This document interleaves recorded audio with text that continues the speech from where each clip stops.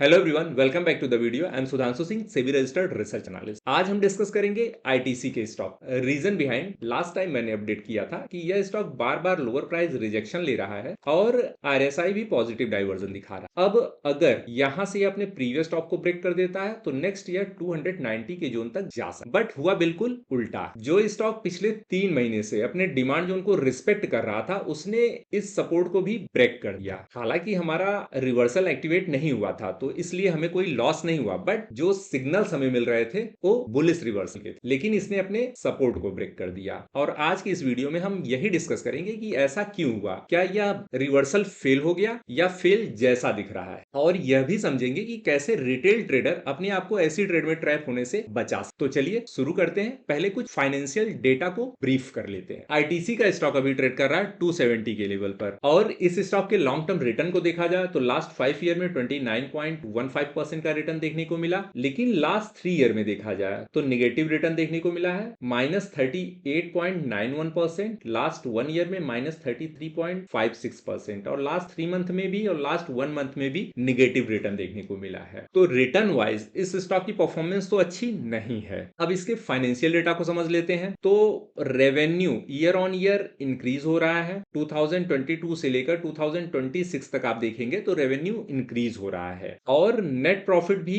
Increase हो रहा है ईयर ऑन ईयर। बीच में 2025 में थोड़ा सा गिरावट देखने को मिली थी, बट वापस से यह रिकवर हो रहा है। क्वार्टरली डेटा की बात करें तो रेवेन्यू यहां पर इंक्रीज हुआ है मार्च क्वार्टर से अगर देखा जाए जून क्वार्टर को, तो लेकिन अगर मार्च 2025 से देखा जाए लास्ट ईयर, तो रेवेन्यू में यहां बड़ी गिरावट हमें देखने को मिली है क्वार्टरली डेटा में, जो कि एक निगेटिव इंपैक्ट डालेगा इस स्टॉक पर। अब नेट प्रॉफिट को देख लेते हैं। तो नेट प्रॉफिट में आप देखेंगे जहां एक तरफ रेवेन्यू इंक्रीज हुआ है मार्च क्वार्टर के कंपेयर में, वहीं पर नेट प्रॉफिट हट के आया है, और इसका इफेक्ट हमें चार्ट पर देखने को मिलेगा। लास्ट ईयर जून क्वार्टर से अगर कंपेयर किया जाए तो भी यहां पर नेट प्रॉफिट डिक्रीज हुआ है, और यही रीजन है कि स्टॉक अभी भी डाउन ट्रेंड में ट्रेड कर रहा है। अब चार्ट को समझते हैं। लास्ट टाइम मैंने आपके साथ डिस्कस किया था कि बार बार यह लोअर प्राइस रिजेक्शन ले रहा है अपने डिमांड जोन से, और इस बार अगर रिवर्सल आता है तो अपसाइड में हम बड़ी मूव देख सकते हैं, बट हुआ बिल्कुल उल्टा। इसने अपने सपोर्ट को ही ब्रेक कर दिया। अब एक चीज आप ध्यान से समझिए, इसने अपने डिमांड जोन को ब्रेक कर दिया और वापस से नीचे ट्रेड करने लग गया, और इसी मूव में जनरली रिटेल ट्रेडर ट्रैप हो जाते हैं। अब यहां ध्यान से समझिए, अगर इस चार्ट को थोड़ा सा वाइड किया जाए तो यह अपने लोअर चैनल को रिस्पेक्ट कर रहा है काफी लंबे समय से। बार बार यहां से रिजेक्शन, रिवर्सल आ रहा है, रिवर्सल आ रहा है, और यहां देखिए इसी जोन से, इसी लोअर चैनल के अंदर से रिवर्सल देखने को मिला, और फिर वापस से आप देखिए तो यहां पर रिवर्सल आ रहा है इस चैनल के